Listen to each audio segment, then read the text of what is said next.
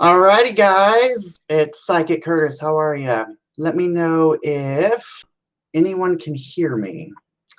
We get everything set up and figured out.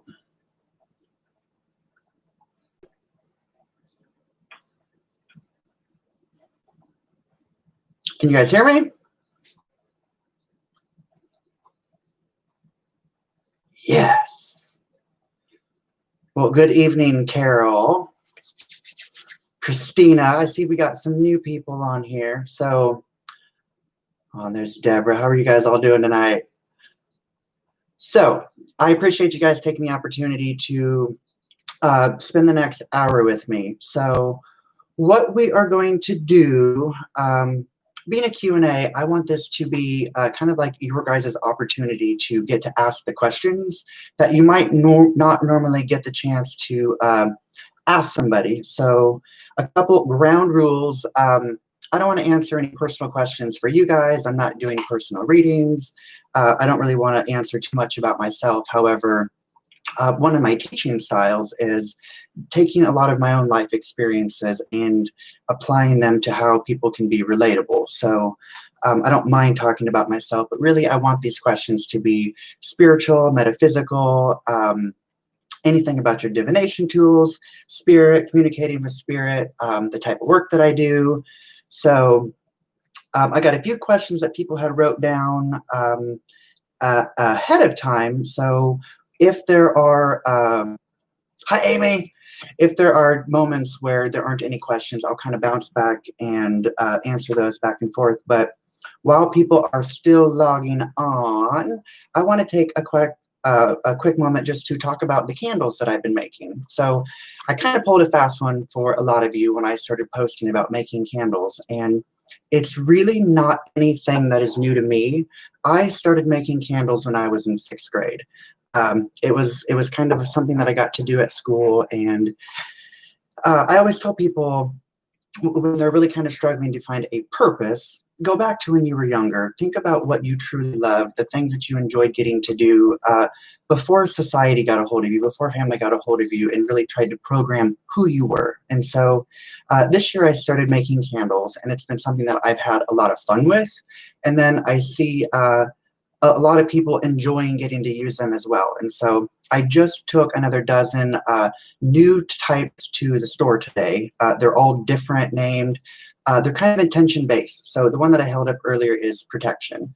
What I do when I'm making those, I am putting any kind of healing thoughts for protection, protection from spirit, protection from energy, protection from family, protection from people, putting all of this kind of thought and intention into the candle so that literally when you guys light, it releases everything that I've kind of put into there, as well as boosting your atmosphere with the properties of the crystals. So I've obviously been doing that. And then in July, I started doing, I don't know if you guys can actually see it, it's the full moon candles. And what these are all candles that I actually make under the full moon. And so it's one of those, once the full moon is gone, I don't get an opportunity to make those again. And so they're kind of special. They're limited edition. I got different scents, but now that you guys are kind of logging on here, let's start submitting the questions. I've kind of rambled for a few minutes to give you guys a few minutes to hop on. Start sending me the questions. I will just kind of go through one at a time and try to see what I can do for you. So let's see what you got. I feel like I can hear my dog snoring in the background.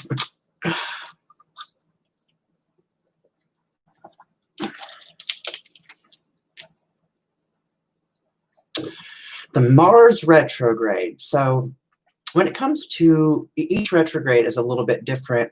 The Mars retrograde, this is one that has a lot of people, you're going to notice how frazzled the mind is. The Mercury retrograde, that really kind of takes the mind backwards. People start looking at, it's just interesting how the mind goes back. But with the Mars one, what I picture happening over the next probably 4 to 6 weeks, all these little things that we try to avoid are going to continue to kind of pop up. People are noticing kind of a trend. What's so strange to me about the Mars is that it might affect one person mentally. This person will just be very emotionally frazzled, and some people notice a little bit more of the anxiety or depressive thoughts. And so with this one specifically, I always tell people you kind of have to pay attention to who you are, know your boundaries, know how to take care of yourself. This is a very easy time that people are going to get thrown kind of out of alignment. And when I say alignment, it's the chakra system. So continue to pull out any of the tips and tricks that you know to balance that. Retrogrades are always funky because it seems like once we go through one, it's like, okay, next time the mind is slightly prepared. Like, okay, this is what happened last time. I'm going to be mindful about it this time. And then we're completely affected, totally opposite direction. So the retrogrades are hard to plan for. I always recommend hematite. This is a matte version of hematite, but anything that is going to be grounding for you is going to be the best thing for you because we are all on Earth. And so we need to be as grounded to Earth and Mother Nature as possible. So hopefully that answered your question. Retrogrades can be so funky. A lot of shadow work. Yes. It's just so interesting because retrogrades, for people who don't understand, it's once a planet gets to a certain point in its orbit that from Earth, it actually looks like it's reversed and will start going the opposite direction. And what this does is it just kind of pulls literally like your shadows, your demons, anything you try to put in a closet, it pulls all of this out. And it is literally like putting in your face what you're supposed to work on. But like I said, it's something that totally gets people thrown off. Question here, are you familiar with dream walkers? Viva, you might have to go in depth a little bit more on your question there. What I picture when you say that is people that are there's a lot of empaths, for example, who they're here on Earth to help heal, for example. But if you're not grounded and you're going to bed with these healing thoughts, people are literally doing this kind of work in their sleep. And so people that do it intentionally, you really want to make sure that you are getting yourself grounded and your energy protected so that you don't pick up any kind of like astral parasites or anything from other dimensions, or not to mention you just don't want to be in a vulnerable place to pick up something, you know, when you're going in uncharted territory. But when it comes to the dream walkers, is that kind of what you mean? People that are basically doing kind of the healing work in their sleep. A lot of your energy workers, I think, also have these kind of experiences where, let me see, I just got thrown off, but how about strange dreams? And is that part of retrogrades? So Donnell, what's interesting when it comes to dreams, personally, I have a hard time interpreting my own. But if somebody sits down and asks me questions about their dreams, it seems so like common sense for me. The reason it's hard for us to interpret our own is because your spirit guides are basically using signs and symbols that you're going to recognize, that you can interpret. And so when we get a new sign in a dream, it's like, what in the world? Like, it seems so crazy. But if you can attach a symbol or a meaning to this, it makes it a little bit easier to understand next time you see a specific kind of beetle or a bug. I don't even know why I'm picturing beetles. So with retrogrades, you're also going to notice with dreams, it kind of goes hand in hand with the shadow work. So with the human brain, there is so much that goes on in the subconscious mind. And so even when you're asleep or dreaming, bits and pieces of the subconscious are still kind of firing out memories. And so people that have struggled with their past or in the process of doing a lot of healing or just had a traumatic past, dealing with life itself, a lot of that kind of stuff is going to trickle out into your dream state. And so retrogrades do affect dreams. If you feel that you are affected, I would try to crank it up a notch. Personally, I have black tourmaline under my mattress, which kind of helps keep me grounded in my sleep. And as a medium, it also helps not having anybody try to come talk to me while I'm sleeping, because those dreams are just bizarre for me. Let's see, is one wrist better to wear crystals on, left or right, receiving energy, sending energy? All right, Taylor. So there's a lot of debate as far as what people should wear on what hand. And so for me personally, I don't go by a lot of rules because I think someone's ego basically tried to come out and say, this is right, this is wrong.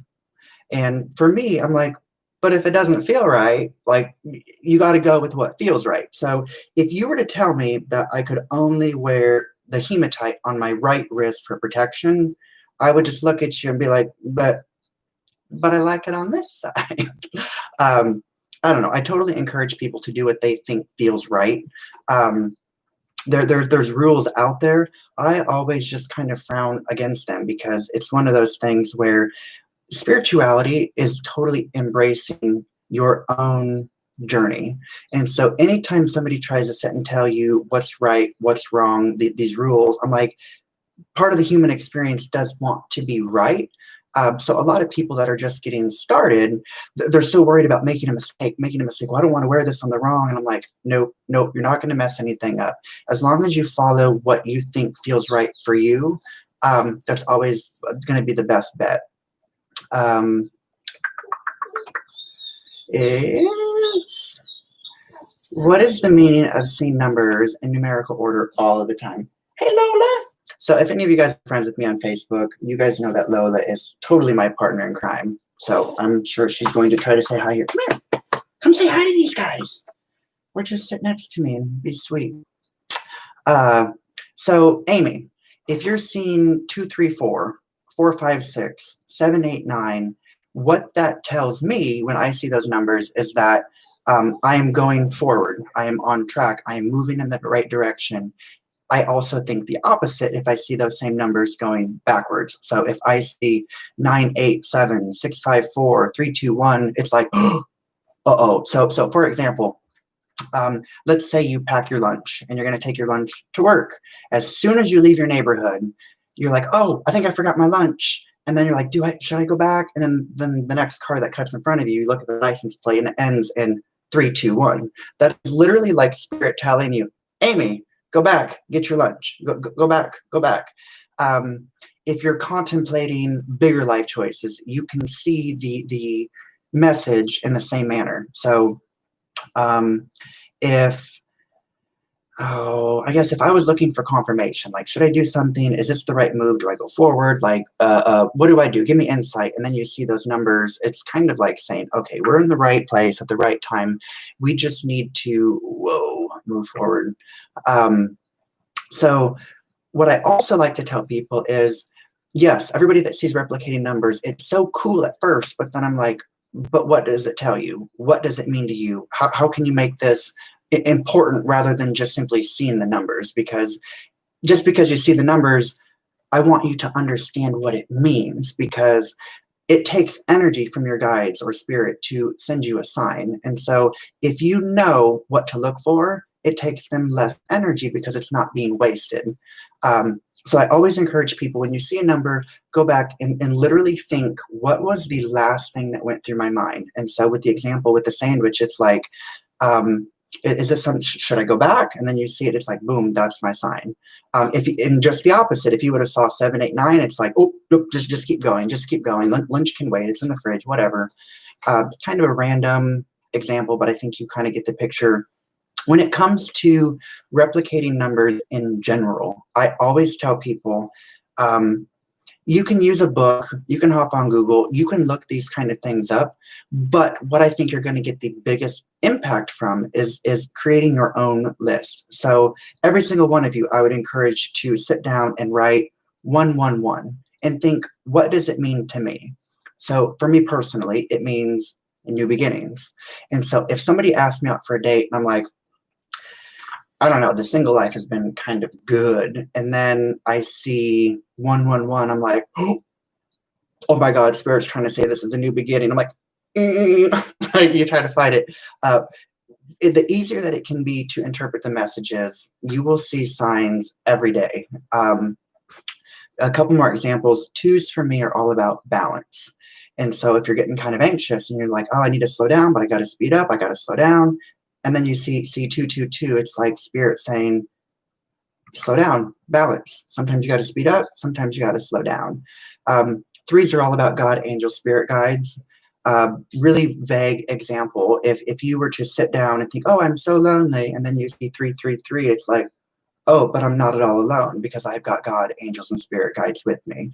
So go through the numbers, write down 1 through 9, the replicating numbers, and really hone in on what it means to you. And you will see, as you see these numbers in the future, it is so much easier to translate. And then once you get the basics down, then you can start looking for some odd numbers. I see 821, I see 921, 246, 484. And so it's like, for me, once we got like this basic system, I'm like, okay, spirit, we're just going to keep adding to this. So I know I got way long-winded on the number question, but I think the replicating numbers and communicating with spirit, numbers are so important because it makes things so simple. I mean, it's like they can sling you numbers left and right. So moving on here. When you open yourself up to the spiritual, how do you make sure that you are closed to negative influences? All right, Cindy, what I'm going to tell you here is you are only able to communicate with what you are putting yourself in a place of allowance to. So, for example, Ouija boards are actually a really good tool for communicating with spirit. The problem is that most people that are using them are under the age of 18. People that are drawn to them, they don't know how to set parameters of who can come through, who can't come through. And so without any kind of rules, oh, you bet your sweet ass, you're going to have just about anything in their mother come through because you got yourself in a place of allowance. And so what I recommend is if you're looking to communicate with spirit, start off with stating, I'm open to receiving. If you're clairaudient, you're going to hear. If you're clairvoyant, you'll just kind of know. But if you're looking to communicate with spirit, I always say, like when I do my readings, I'm going to communicate with spirit for your best interest. If it was for me, I'd be like, all right, for my best interest, I don't want to talk to anything that isn't pertaining me. You are so much more in control of spirit working with you than a lot of people realize. And so when the crown chakra opens and the third eye opens and you're seeing stuff and you're hearing stuff and you're knowing things, it's extremely overwhelming because there's no parameters. And so I used to have experiences where every time I went in public, I would get overwhelmed with what I would see, what I would feel, what I would hear, what I would know. But working on myself and understanding how spirit works, last year I went to Florida on a vacation completely by myself. And it wasn't until I got home, I was laying in bed and I'm like, oh my gosh, I didn't read anybody on accident. And I didn't have any dead people just show up and try to join me for dinner because they could, which tells me the rules that I've been putting in place and the parameters I've been setting have been working, but there really isn't going to be a right or wrong way to answer that. So as long as you are saying, I'm only going to work with spirit that is for my best interest, or if you're working with spirit for, the healing purposes of someone else, always set the parameters, because if it's not out for your greatest good, you got no business being here. Scram, and then see what happens. I think if you are nervous about opening yourself up to something negative, ask God, angel, spirit guides to stand in the middle. So I'm going to open myself up into a place of allowance to communicate with things that are for my greatest good. However, if we've got somebody who likes to be tricky, help me prevent them from having access to me, and then go for it from there. Moving on. All right, now I feel like I've been feeling like I've been watching a movie in my dreams. I would have to ask so many questions to pick that apart. A lot of times people that have had post-traumatic stress actually see a lot of things in a manner that seems like things are on a reel, or like they're playing on repeat. I would encourage you, before you go to bed, what crystals could I think of? I'm getting that you could try like blue lapis, for example. Putting this under your pillow, you could try sleeping with this. And before you go to bed, ask for your spirit guides to show you why you're getting this movie, so to speak, or why you're getting the same kind of recurring dream. Because if they're continuing to sling you these messages and you're not getting, they're like, okay, we're just going to send it again. We're going to send it again. So I would like to think there's going to be a purpose there. So see what asking them for help does, and then actually also write down on paper, because they're going to see the same thing. What people don't realize with spirit and communicating with spirit is that emotion is a human thing. And so anytime there's elements of sarcasm, they don't get it. We need to be very specific. And so really put out there what you're looking to understand from the dream, and see if there's specific parts that you would like them to dive in or hone in on to give you more specifics. If you're really like, I don't know what this means. I really think that you've got it in you to figure it out. It's just a matter of getting down to the nitty-gritty. All right, Patty, what are my thoughts on timelines? This is a really interesting one, because they're between law of attraction, timelines, parallel universes, alternate dimensions. It's like when people get deja vu, it's some people say, oh, it's kind of like you've been here before, or you're remembering this, or past life stuff. But I'm also like, was this a glitch on some kind of timeline? Or when it comes to the timelines, I think there's more to that than there is law of attraction when it comes to saying, hey, I'm just thinking about Beth. And then literally I turn, and 2 seconds later, Beth comes walking in the door. It's like, oh, how did this happen? Was that my intuition? Did I know? Did I manifest it? Or was it kind of like a glitch in the timeline where the mind is perceiving things like, oh, Beth is already here. And then you're like, oh, but then there she is. It's so strange. There is so much to the universe, everything that's out there. I can't even begin to comprehend. Just when I think I understand something on this level, you turn a page and then it's like, oh my gosh, there's so much more. And so when it comes to astral travel, whether it be different timelines or different dimensions, I'm kind of 50-50. I'm torn in the middle, where I'm not actually sure what's taking place, but I know for a fact you see people leave their body and go somewhere. So very interesting. Hopefully that answers your question there. Scrolling down, whoops.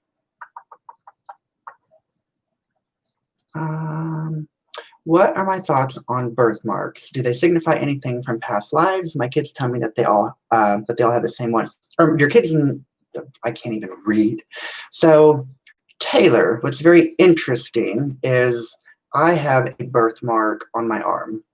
And before I heard about this, I had several dreams of being a witch and actually being tied up and burned at a stake. And yes, there were these dreams where I would escape, but I would always continue to have this just getting burned at a stake, being a witch. And I always thought that it was so strange, because it's like, I'm not a witch.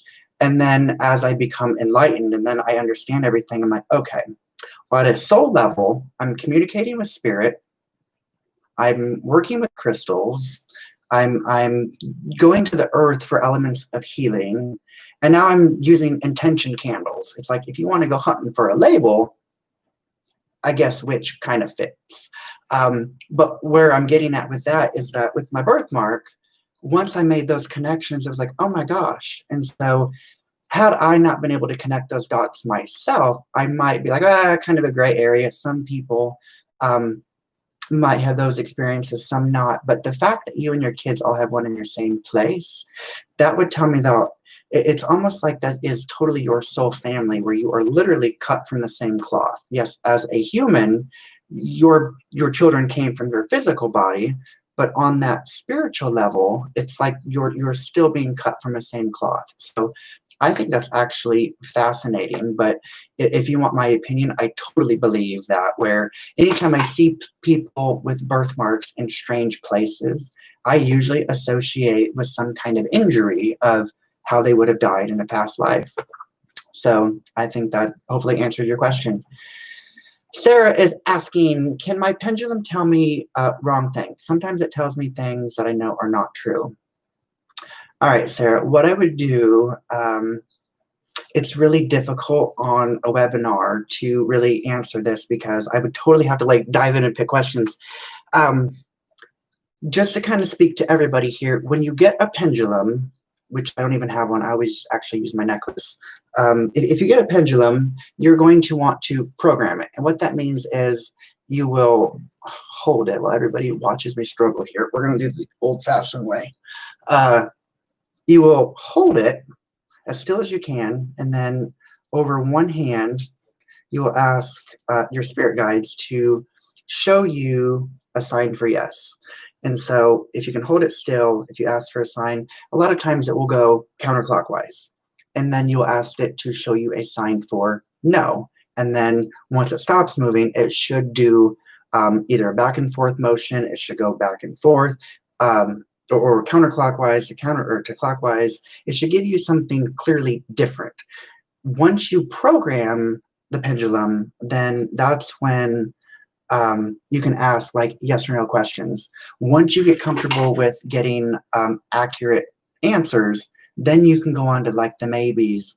I don't have anything to show you. You can hop online and print off like a pendulum chart. Some of them are even letters that almost look like a Ouija board where you can get it to kind of swing towards certain letters. If you've already tried these kind of tools, this is where we have free will. Spirit guides can absolutely never affect your free will. And so they will tell you 10 out of 10 times what you want to hear on a question that they can't answer. And so for me, when I've gone to like my tarot cards or my crystals, because I don't really use a pendulum for myself, I have other tools that I feel are more truthful or resonate more with me. Totally just lost train of thought. That happens. But using the pendulum, if you feel like you're getting inaccurate answers or information that's misleading, I would try a different pendulum or try something different. The reason I use my necklace is because its energy already resonates with me. I know that it's cleansed, I know that it's charged, and it's something that I have obviously with me readily to use. If I didn't have cards or tools that if I was looking for like a quick answer, it's one of those not knowing how long you've used a pendulum, it might be time to try different tools and see if something else jumps out to you. I know for me, it's extremely frustrating when my cards will tell me the same answer. I'll go to a different deck and get all the same answer, but then everything be completely wrong. And it all boils down to, we got lessons we got to learn. And so spirit can't exactly hop in and intervene. If we're going to get hit by a train, they got to let us get hit too. But that's part of our being here to learn. Let's see. How do I become less logical and using more intuition? Christina, what I would encourage you to do here is be creative. Anything in your right brain, the right side of your brain is extremely creative. It's the feminine side. It's where it's very nurturing. If you feel that you are a very logical person, the left side of the brain is always analyzing things. It's very number oriented. It's very facts. I would tell you to work on, yes, you can kind of exercise that. Meditating is wonderful, especially if you do like guided meditations, because it will have you close your eyes and then it will have you use your imagination, which is the same thing kind of as your intuition, or use your third eye to basically, it gets that kind of stimulated to where anything with the right side. So visually, your intuition, being creative, nurturing. I don't know if you like houseplants, if you like to cook, doing all of those things are all on the right side of the brain.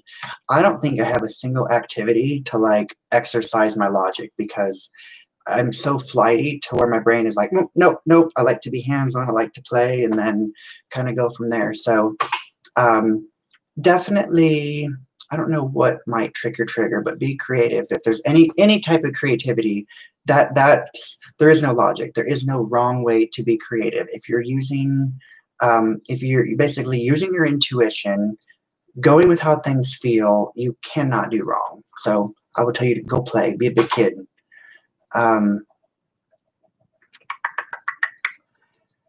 Yes, it is crazy, Jamie, how many signs you see once you're awakened. I used to live right across the street from work to where sometimes I would only see one car, and this car, last three digits, would have replicating numbers. And I would always think, like, this is absolutely fascinating. I remember one time my boss and I were walking up to a place to get tacos, literally a block from the store. And on our way there and on our way back, we saw every replicating number, 1 through 9. And it was like, we just kept doing this, like, and there's that one. And holy crap, there's another one. And it was like one of those things where we both felt like we could not make this shit up right now. Like, if we go back and tell people, like, oh, we saw this, everybody's going to roll their eye like, oh, those two are at it again. But it's fascinating. Once your guides know what to look for, they are seriously just like flinging them to you daily. And that's where, when you realize how much they're here to help you. And so once you know what to look for, it's like, oh, please just pave the way for me. Lynn, you see 911. So 911 or 911, those are two very distinct numbers. However, if it means something different to you than a national disaster or the emergency number you call, it can totally, it doesn't have to be something scary. It doesn't have to feel threatening. I don't care if 911 means I'm going to have ramen noodles for dinner. You put the intention on that or whatever message, that is when you're going to see it, if that makes sense. Ariel, 1212, as long as you know what it means to you, I can't argue that. I'm like, congratulations, you see it, you know what it is, you don't question it. Anytime you see the numbers, even if you don't know what it means, I always say thank you.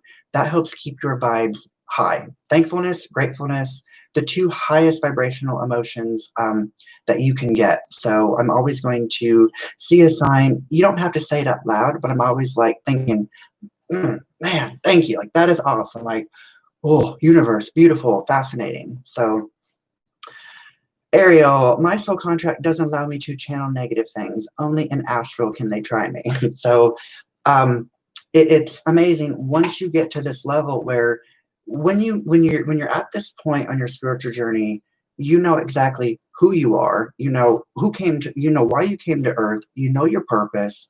Therefore, you're not going to entertain yourself with things that aren't going to resonate with your life path. If you're able to identify parts of your soul contract, I would tell you to keep doing what you're doing. Obviously, boundaries are important. Parameters are everything. Mallory is asking, how do spirits of those who have passed show up for me? Sight, hearing, knowing, etc. So, Mallory, if you're asking me personally, it's actually strange because every spirit is different. Some spirit, I will literally almost dissociate, and all I see is, it's working with my third eye, but all I see is this person, and they're showing me features, hair, outfit, like pointing, like, oh, this is important. If they're married, they're sitting there pointing their finger. Then there are spirits that come to me and I don't see anything. And I'll be in the middle of a sentence and I'll be like, whoa, who is Bunifa? And why is she asking if you found her wedding ring? I mean, it's like, what? I don't know why this happened. It's not anything I force. And so each spirit, it's like, I don't know if they know how to connect or if they're at a vibrational place where if they can accurately send me a message. I had a reading a few weeks ago where it was kind of like this spirit and I connected to where I was able to see the messages. I was able to feel what they wanted me to relay. I was able to know some of those things that I'm like, now where did this come from? Like, how would I have known this? It's just one of those, like I said, each person is so different. So Mallory, if you think you are gifted, which I tell people, everybody has at least one of the main 7 or 8 psychic abilities. So nobody ever questions why animals know how to find food or know how to find shelter, or it's like in the Midwest, cows, cattle, they will all turn together and point their butt to a storm before the weather even changes. And I find this kind of stuff fascinating, but I'm an animal lover. I'm a nature lover. And so these animals follow their instinct. Humans, we call it intuition. And so many people argue intuition, but I'm like, no, no, no, no, no, no. We're all animals. And so if we can get the message to people that every single one of us has the ability to see or feel or hear or know, it's kind of like your little special tool to kind of help navigate. So what makes that fun is people balance each other out. And so a lot of relationships, one partner is going to be the empath, and then the other one is, if they're enlightened, going to still be intuitive, but not the feeler. They're going to be way more the clairvoyant person. They just know, where the partner is going to be very much a feeling person. For me, I've got them all. I've got the main psychic abilities, and then there's other random weird ones that I get where sometimes it's like, now why did I just smell somebody's cookies? Like it's strange, but it's kind of like they must just know. It's weird because that's what this word makes me intimidated is, especially when I've done the audience readings. It's like, well, none of this is memorized. I don't know if I'm going to see you, if I'm going to hear you, if I'm going to feel you. All I know is I'm going to stand up and take the mic and just hope to God one of y'all don't leave me hanging. And then boom, it just kind of starts happening. So hopefully that answered your question. If you're wondering, chances are you're based on what I'm seeing, the sight, the hearing, and the knowing are probably the three that you are most likely to experience yourself. And so do some Google afterwards and hop on and look to see if you can find out what chakra each psychic ability is tied to. If you know which one is your dominant, or like empaths, for example, all of that energy is coming from the heart chakra. And so if you can identify as the empath, learn as much as you can about balancing the heart chakra, because that will help you stay in tune with your emotions, but not over empathize to where you're like, oh my God, I can't take going to Walmart because everybody's a mess. See what happens. Go from there. Deborah, I had a grandmother visit me in a dream and my nephew, and I felt next to me. I think they can appear differently to everyone. Totally. Each experience is going to be different. But like I said, once spirit or people know what you recognize, they're not going to waste energy like, hey, honey, you should feel me. You should feel me. You should feel me, if you're not the person to feel. So it's very interesting, but spirit always knows how to communicate or what we need. Moving on, Carol is asking, what questions can be used in a classroom to help kids with ADHD, ADD, and anything like that? Also for yourself. So Carol, now is a hot mess to be a teacher. And so what I tell everybody that I'm working with is pull out all the stops you have for anything tied to the root chakra. Red jasper, brecciated jasper, red aventurine, hematite, black tourmaline, black onyx, anything that's red and black. Fossils, there's sea fossils, there's ammonites, there's shark teeth. Anything that is a fossil is literally going to help bring the energy down. Kids and people like myself that have so much energy going on up here, we naturally have a harder time paying attention because the brain is like, oh, look, there's a monkey. Like literally monkeys swinging through the trees, to where I can talk about a candle and forget what I'm talking about, to be like, oh, oh, and then this thing crossed the street. And then you're like, what? He just said like 4 sentences at once. But to help with that, I go for grounding stuff. And so as a teacher, ADHD, ADD, especially kids are very emotional, where they're not realizing, but there's a lot of anxiety. And so right now, especially with the retrogrades, I'm like, we just want everybody to stay grounded. Do what you can to keep them grounded in the moment. Keep the hands busy. Trying to think if there's any other crystals I would recommend. I know that there's a few others. I know rainbow fluorite is a good one with the mind. However, I'm all about grounding right now, especially with kids, because their reality is getting so skewed from everything that's currently happening. And it's weird to watch, but it's also their normal. So we just kind of see what goes on and let them do their thing. All right, Rick, is there a power spot or concentrated point in or near Columbus? Oh, I haven't gotten a chance to actually explore in the Midwest. Rick, have you ever been to Ashfall Fossil Bed? Um, we could answer that later. That is the only place that is striking me right now that I've personally been to where I know that you're going to feel the energy imprint, something kind of different.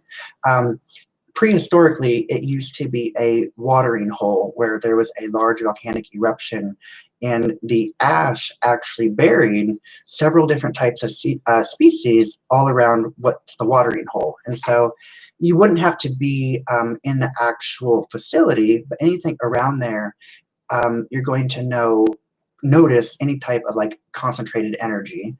Um, for me personally, between Colorado and Sedona, those are places, if you go to Garden of the Gods, that was the first place that I went that I really was like, whoa.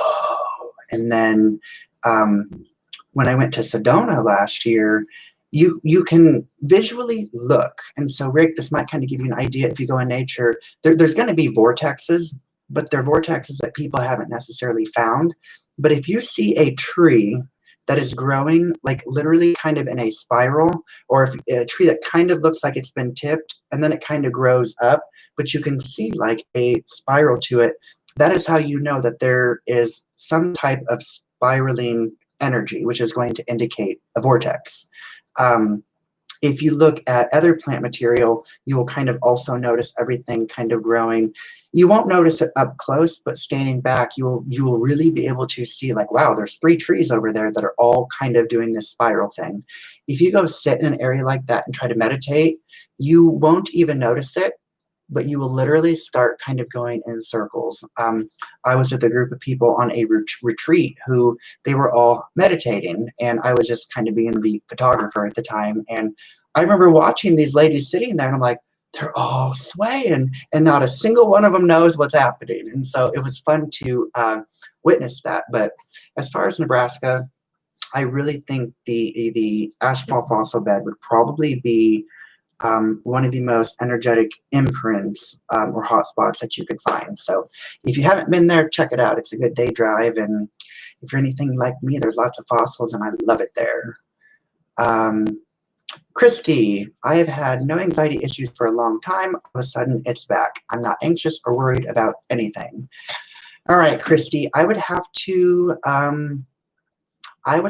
ask you if you have ever heard of the empath, or if you are aware of people who are very attuned to empathy or the feelings of others. Because a personal example I can give you, when we had the shutdown earlier this year in March, the first time that I went to get groceries, I was having a great day. I was happy. It was sunny. I was walking my dog. Life was good. I go in, and it was so strange because immediately going through these doors, I started to feel a sense of panic. I started feeling the sense of like worry. And I'm like, I kind of had to shake it off, like, okay, no, I'm fine. We're not fine. Like, I'm fine. And as I went through the store, I checked every single thing off my list. But this anxious feeling was still there. And it was almost getting to the point where I felt like I had to leave. And I'm having these conversations with myself, trying to talk down, honestly, just trying to make sense of what I was experiencing. And I realized I was picking up on the energetic imprint of everyone who had went to that store who was panic, fear, upset, anger. They go through, they're wiping the shelves. And so for me to see an empty shelf, I got a cart. I had everything on my list, but I was still feeling the imprint of everybody else's emotions. And so this is kind of a side story there. When I was 18, my grandmother took me to New York City for my 18th birthday. And I remember we were on the subway, and we go up these stairs. And as I'm walking up these stairs, I was like, I felt sick to my stomach. I felt anxious. I felt cold. I felt like I had no idea what was happening. And then we get upstairs, and I realized that we were at the site of 9/11, and I'm like, no way. Like, is it that creepy that I can feel it? Well, then years later, I understood that I was picking up on the fear, the anxiety, the trauma, the residual impact from that event that left there. I mean, I don't know that there's enough, any type of smudging, cleansing prayer that would go on that would wipe that type of tragedy, to where people that are sensitive to energy wouldn't be able to feel it. So the reason I ran off on that direction is just to kind of enlighten you that pay attention to when you're actually feeling this way. Because if you're in public, for example, you're at the checkout lane, you're getting your groceries, you got everything you need, and then all of a sudden you're like, oh no, and you realize someone just walked up behind you. Guess what? Chances are you're picking up on their energy, their fear, their garbage that they're carrying. If you or anybody else watching notices that to also affect you, this is where I'm like, pull out the bubble trick. Literally visualize yourself. You're going out into public. A lot of the empaths, your energy goes out like 15, 20 feet both directions.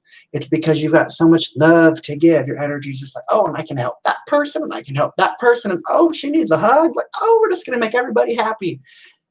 Other people feel that. And so when you're standing there and somebody comes up behind you and then you start getting all anxious, you are literally picking up on their energy because your auric field is so big. I tell people, and what I do going into Walmart, for example, I picture my field coming in as close to me as possible. And I know that this might sound kind of crazy, but it's like if you can just visualize this green light, which green is the heart chakra is green, bringing it in closer, closer, closer, and setting the intention. While I'm in here, I don't want nothing outside of this bubble to be able to penetrate. I don't want to feel anything. Which is basically how I managed to go on vacation last summer and come home and be like, oh my gosh, it worked. So speaking from experience, I would really like to think if you have managed your anxiety and you have done the dirty work to heal and move forward, and you're noticing that it's coming back, but you're like, I'm emotionally fine. It's honestly just somebody else to you're picking up on. So welcome to the club. Ariel, yes, that flighty squirrel brain of literally, it's like monkeys swinging through the brain. That's kind of like my blessing and a curse all in one hand. So even today at work, Eric walked by and said something, and then he just kind of made another comment, like he realized I didn't get it, and I was already on to something else, and then I said, oh, wait, but I think I heard you. Everybody around me is very forgiving and understanding of it, and it's part of what makes me me. So I love it. Lynn is acknowledging that she always thanks her angels or guides for their messages. And it's one of those things, guys, just because you don't verbally say it, your intention is absolutely everything. And so even if you just think like, oh, I feel so loved, I feel so grateful, like, thank you for sending me this sign. Even if you're just feeling it and acknowledging how you feel, it puts that ripple effect out. Deb is just simply, whoa, I scrolled too far. Lily is asking, how soon would you how soon would you wait to have a reading after someone, this is my brain, I'm getting ahead of myself. How soon would you have a reading for someone after their loved one crossed over? So honestly, Lily, what I recommend is wait at least 3 months.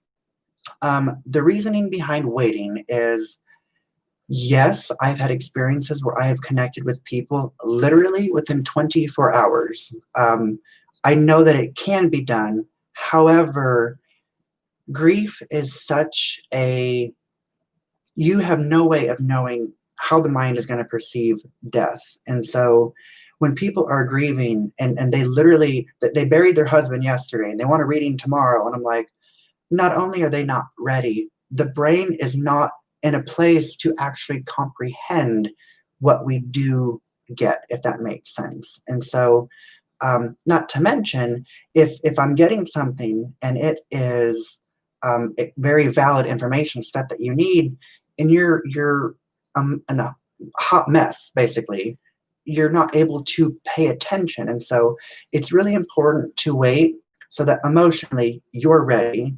But also, I tell people it's important to wait because depending on how traumatic the death is, sometimes spirit also has to go to like a hospital on the other side. I've seen this with suicides where when someone takes their own life, on the other side, they're like, oh my gosh, what have I done? And they honestly have to, on like a spiritual level, heal from what happened before they really get to come back. And that's where it's kind of gray for me, where I've had it happen, like I said, literally within 24 hours. And then there's been other times where it's like, oh my gosh, like I'm waiting, like give me something, which nobody wants to look forward to a reading and then feel like you've been let down. But just typically, I stick with a 3-month rule. You don't have to. I've worked with people the same week. I always say, you know what you need, and it's not up to me to decide what's best for you. And so if you're like, no, I want this, I need this, I'm going to work with you. That's just part of my commitment to putting myself in a place of allowance to be there to help you. So totally lost my spot here. Amy, the crystals that you list in the mornings with your daily readings, are they crystals that you use for the reading, and are they ones that you should carry for that day? So my crystals are actually in my bag, otherwise I would show you. So I have about 80 crystals that are in my bag. I use my crystals in the exact same way that people use tarot cards. Each one of my crystals tells me a story. I have my own little custom layout where each spot where a crystal lands will have kind of another piece to the puzzle. And so every morning I set the intention. I want this to be, I set the intention to help anybody who's going to find the message. Now, some days, for example, the first one out of the bag is about addiction. And I sit there and I'm like, look, I'm not going to make a post to 5,000 people speaking about their addiction because this is very specific. However, I always set the intention that the person who needs to see the message is going to see the message. And so I'm telling you, there are some days I look like, y'all tripping. I ain't posting this. And then I'll post it. And then I get messages and comments that day that are like, thank you so much. This is exactly what I needed to hear. This is on point. And I'm like, wow. So I've learned to not question it, to go with it.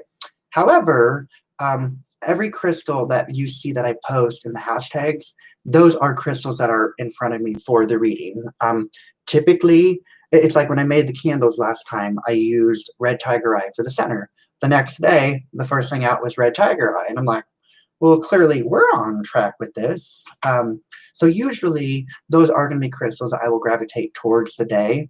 But by no means am I sitting here saying, Amy, you have to have all 8 of these for the day. If there's one, honestly, what I love hearing is people will send me a picture of like, hey, I got dressed this morning. I had crystals in my pocket. I got to work, I read your reading, and I pulled out 4 of the 7 that you posted. Like, looks like I'm in the flow. I think that's really great, but we're all in this together. And so that's just kind of why you see the hashtags that way. But usually there's going to be one of those that I'm going to take for myself for the day. Crystal is asking, can a spirit not always have your best interest? Absolutely. Absolutely. Absolutely. And the problem with this is that spirit can be very tricky. What I mean by this, the example that I'm picturing is there's a lot of very magical, gifted children right now that are just as intuitive, just as tapped in as I am, and they don't know boundaries. They don't know the parameters. To them, they just think it might be the monsters in under the bed, or these things that scare them in the night, where once spirit knows how to get your attention, they will do it again and again, and it becomes this energy exchange. And so when it comes to children, I am usually very skeptical when parents are like wanting to encourage their children with this. I'm like, no, because let it happen on its own, perfect. But if you try to open them up, you can, like, there could be something dark. Like, there's duality here, Crystal, where for all of the good spirits working with us to help, there's just as many out here to tempt us, to bring us down, that are not out for your best interest. Children are not able to know the difference. And so children especially are easily victimized of spirits being manipulative. I mean, I've worked with a kid who saw all of her imaginary friends had stitches in their forehead and they came from spaceships. And I'm just like, oh my gosh, like, yes, I honestly think that you're seeing these things. However, whatever's appearing to you is not love and light. It's not here to help you. And so it's like, we've got to find a way to deal with this. When I started doing readings and I was open to everything, or even 10 years ago, 15 years ago, when I thought all of these experiences were of mental illness, it's fascinating to look back. Right now, I'm going to do a little scale. Angels, spirits, spirit guides, they're all high vibrational beings. Demons, negative entities, dark things, there's a lot of muck out there. They're all lower vibe. So as long as you keep your vibes high, you're going to out vibe anything that's negative. And so people that are, in my case, I don't have to do a lot of work consciously to not communicate with darker beings, because I just kind of feel like I have rose above them to where they can't affect me. They can't, I hope that makes sense if I worded that right. But it can be difficult, but I think children are going to be the ones that are kind of preyed upon the most there when it comes to not being for their best interests. Marie is asking, is there a crystal that helps with sending telepathic messages? That one, I'm going to go either the kyanite or angelite. When it comes to telepathy, where Kelly and I have had ridiculous amount of times where we've had like conversations and then it's like, did we just, and then she'll kind of nod and I'm like, well, now I want to ask if she really answered that. And then it's like, we just kind of know that there was this like, or we'll think something, then just kind of like have this unsaid knowing, where angelite, a lot of people use to communicate with spirit guides or angels, but the reason that you're able to communicate with those beings is through telepathy. So I will totally tell you, if you don't have any piece of the angelite, go for that. Kyanite is one that I love. That is my go-to for readings. I love it. That's one that boosts all type of communication. So whether it be telepathy or spirit guides, you're going to get a boost all there. I have been seeing numbers for months, but there's no such chaos in my world right now in different areas that I don't know what my spirits are trying to tell me. How would I know? So earlier I kind of mentioned, if you're seeing the replicating numbers and don't know what they mean, I always tell people, go back 5 seconds. What was the last thing through your mind? One example I don't think I gave earlier is fives. Fives for me are all about change, big change. And so if I see 555, I only perceive that as change is coming. So a lot of people see 555, I'm like, well, I see it, but I don't know what it means. I'm like, if you go 5 seconds, what was the last thought before your mind? What was the last thought going through your mind right before you saw the 555? Chances are you were thinking of something that you wanted to change, or you were doubting yourself, like, should I move? I don't need this. I don't need that. And then you see 555. It's like, well, you don't need it, but change is coming. Like, what do you want to change? I also tell people, put these numbers on paper so that 111, new beginnings, 789, keep on going. If you put out there what you want them to mean, it is so much easier. Spirit is not going to communicate with you only in times of chaos. So I'm happy, healthy, and I feel like I'm looking forward to the future, and I'm getting signs every day. However, how you interpret them, put stuff down on paper. That's easiest. Going forward here, I'm starting to run low on time, and I want to crank out the last of these questions here. So Karen says, the last 2 days I woke up with anxiety, panic. It hasn't happened in a long time. What crystals would help, or what could I wear or put under my pillow? So if you don't have amethyst, that is a really good one for balancing kind of the anxiety, everything that you're feeling up here. But also I'm going to hit that at the root chakra, where anytime somebody's experiencing any type of anxiety or depression, the root is out of alignment. So if we're over this direction, the mind is starting to look at stuff that happened 10 years ago and we get depressed. If we're looking too far forward, thinking about next week, next month, next year, what are we going to do? How are we going to do this? You're not grounded. The best stones for the root chakra are going to be anything red, black, or your fossils. That will help getting grounded. Again, personal favorite, the hematite, black tourmaline is great. Lynn is asking, what would your heart chakra balanced, would having your heart chakra balanced make you not cry?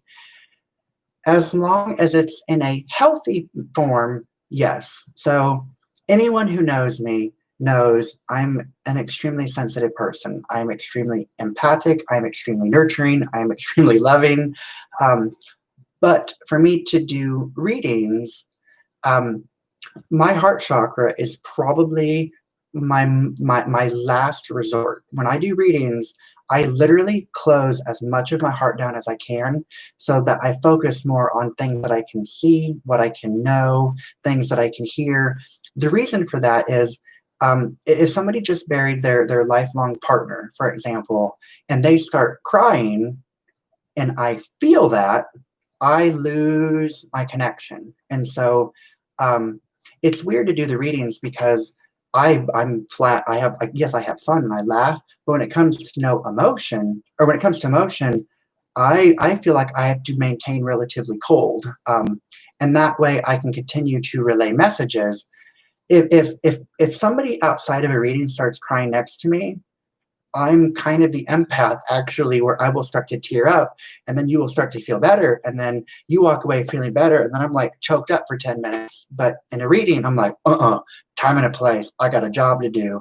And if Becky's going to sit here crying, I'm going to look dead at you and tell you what I need to tell you. But it's not me being inconsiderate. It is literally just I've managed to balance my heart chakra to where I don't need to feel to do the readings. So if you've noticed that yours, I don't want you to be numb to emotions that you should feel, if that makes sense. So it's kind of it could go both directions. I think, Lynn, you're probably more recognizing that you've done a wonderful job at balancing your emotions to where you're not as triggered as you used to be. Shelley is asking, what is a good stone for lung problems? Gray Botswana is the first one that I'm going to come to. I would also encourage you to look at anything pink or green. The lungs are totally associated with the heart chakra. Pinks and greens resonate the most with the heart chakra. So go for, like I said, that Gray Botswana could be one that you could check into, or just literally see what kind of pinks and greens jump out to you. Carol lost a whole bag of crystals, and that you said funny story. I'm like, that ain't so funny. Rick must be talking about the ashfall fossils. If you've never been there, it is really something that's pretty cool. There is something about town that brings healing to people, whether they are seeking it or not. What's interesting about Omaha, this is something I didn't think earlier. Omaha, we're in Nebraska. There's basically we're in the Bible Belt pretty much, and a lot of this is very outside of the traditional. And so it's interesting to me how Omaha has had such a surge in spirituality, people wanting to meditate, people wanting to learn yoga. It's not trendy, but when I really sat and tried to figure out why Omaha, like I lived in Lincoln for 8 years, dead zone. Like you could barely have a spiritual conversation with somebody buying crystals at the farmer's market, where I could go to a craft show in Omaha and answer spiritual questions all day. Omaha, the first two letters of the town, O-M, Om, our frequency, I honestly think here is drawing a lot of people in. that's just another thing. And then it looks like Journey comments here that there's a vortex in Omaha. So, hey, if Rick, totally reach out to her. If she knows where there's one of that, go investigate. Send pictures. I'd love to see it. Let's see. Well, Lily, you are more than welcome. Amy's asking, how do I know what crystals you should carry for the day? I will tell you, don't think about it. So I have all of mine in two very large abalone shells. They're just loose. I used to keep them on each side of the my bathroom sink. So I'd be brushing my teeth, kind of looking back and forth like, wow, the rainbow fluorides are jumping out today. Boom, that's what's going in my pocket. I don't question it. I don't think about how I'm feeling. I don't think about what's going to happen at work. Totally be in the moment. Honestly, think like a kid. Ooh, this is neat. Ooh, this is pretty today. This matches my underwear. Like, it doesn't matter. Whatever you're going to be drawn to, there's an energetic frequency that is providing you balance. Don't question it. Don't think you're making a mistake. Just go for it.